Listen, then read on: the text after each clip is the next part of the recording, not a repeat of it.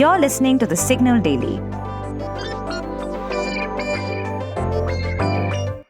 Hi, I'm Shorbari, your host for The Signal Daily podcast. This is the episode for 19th June 2024.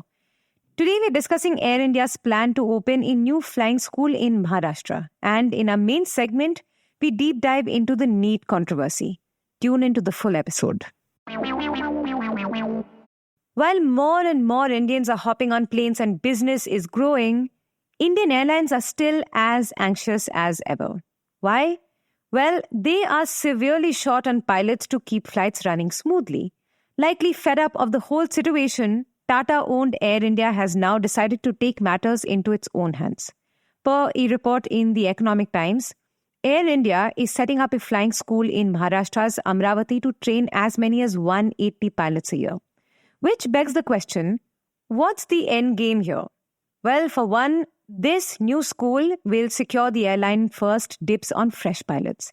And that's an advantage if you consider that at present, about 400 to 500 commercial pilots graduate from India's different flight training institutes, while the need is of about 1,000 new pilots every year. The new school will fill the gap for Air India while giving it an edge over other airlines. Besides, existing flying schools of India have a bad name. Several of them have been marred by frequent crashes. Last year, for example, the DGCA had suspended operations at one of India's largest flight schools, which is the Redbird Flight Training Academy, after at least 5 reported crashes in which training pilots were injured. The crashes might be due to flying schools deploying faulty aircraft for training new pilots. A school of its own then will also secure Air India more skilled pilots. Meanwhile, a new whistleblower has now alleged that Boeing may have installed faulty parts on the new 737 MAX planes. I mean, Boeing really needs to get its house in order. Seriously. But faulty Boeing flights have implications for Indian airlines as well, which have ordered new aircrafts from the flight manufacturing company.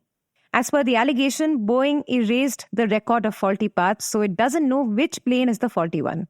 So by the time Air India's pilots graduate, will they even have planes to fly?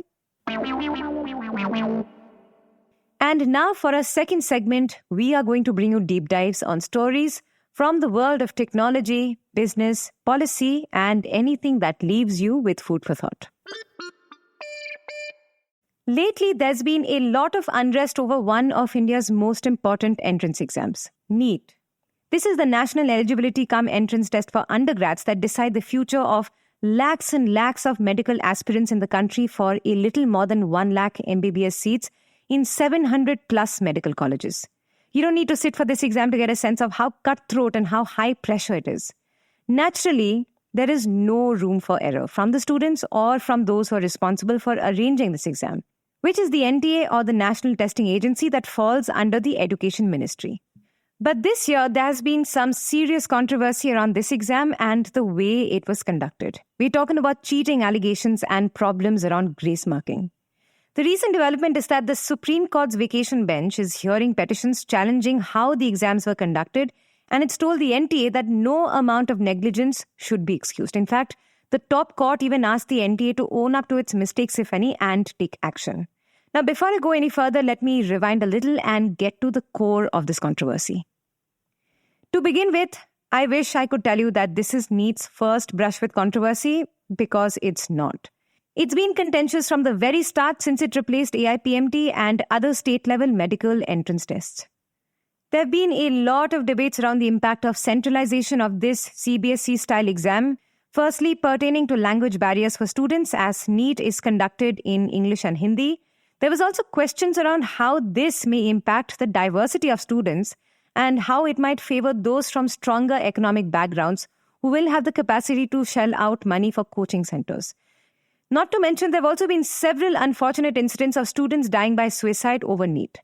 Other than this, in the past, there have also been complaints of poor organization and random dress codes. So basically, this is the exam's complicated history. And like I said, there is no room for error from any side.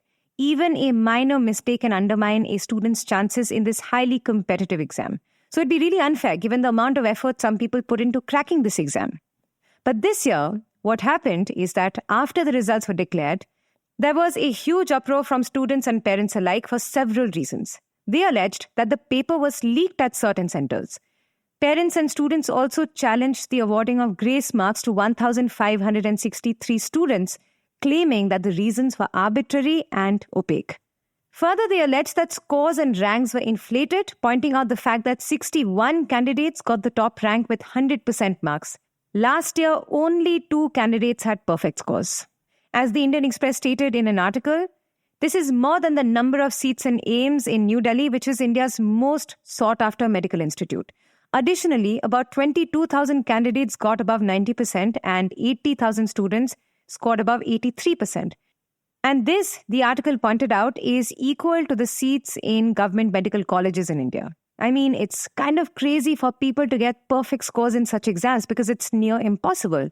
But anyway, after this matter went to court, with petitioners seeking a full investigation into this year's NEET exams, the Supreme Court nullified grace marks granted to the 1,500 plus candidates and ordered a retest for them on 23rd June. The court also issued a notice to the NTA and the central government over pleas alleging malpractices. But it's left to be seen if this episode is going to bring any structural changes that lightens the load on students. If you like listening to The Signal Daily, please show some support. Rate us and review us on Apple Podcasts and Spotify. We'd love to hear what you have to say about this podcast. So feel free to shoot an email at hello@thesignal.co. This episode was researched, written and produced by me, Shorbari, and Anoop Sembwal. Edited by Dinesh Narayanan. Mastered and mixed by Yash Hilwe. You can catch this podcast every morning on Spotify, Apple, Amazon Prime Music, or wherever you listen to your podcasts. We are thesignal.co on Instagram, LinkedIn, and Twitter.